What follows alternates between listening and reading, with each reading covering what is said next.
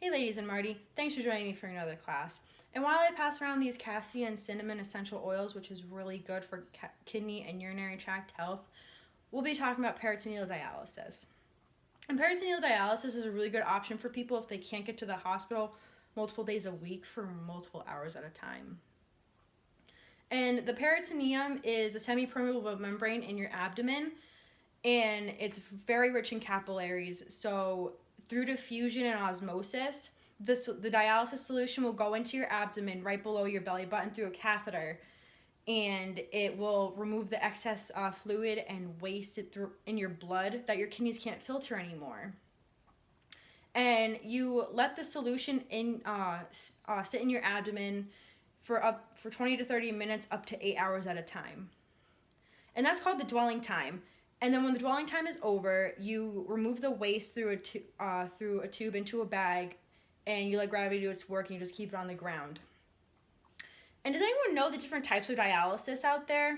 Well, I'll be talking about 3. There's continuous ambulatory dialysis, and that is done overnight. There's 3 cycles of it, and then there's 1 cycle that's 8 hours long, and it's done by the morning, so you don't have to do anything during the day. And then there's intermittent peritoneal dialysis, which it runs for 10 to 14 hours, but it's only done 3 or 4 times a week, so it's longer sessions, but fewer a day. And then there's nightly peritoneal dialysis, which is done every single night for 8 to 12 hours, but you don't have to do anything during the day.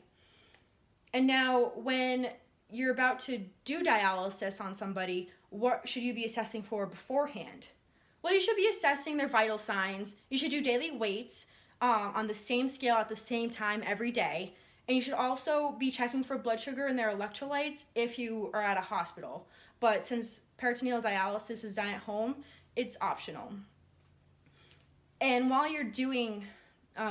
the peritoneal dialysis is in session, what should you be assessing for? Well, you should be assessing for respiratory distress, pulmonary edema, hypertension, hypotension, nausea, vomiting, and also pain. And there are some complications that come with peritoneal dialysis, like abdominal pain and peritonitis. And we talked about it in the GI section, how to assess for peritoneal dialysis, and that's rebound tenderness. And it's very important to assess for that. And it's also important to assess the outflow, if it's abnormally high or abnormally low. And the color of it, that's very important, because if it's clear or opaque, that's a sign of peritonitis. Or if it's red, that could be a vascular problem.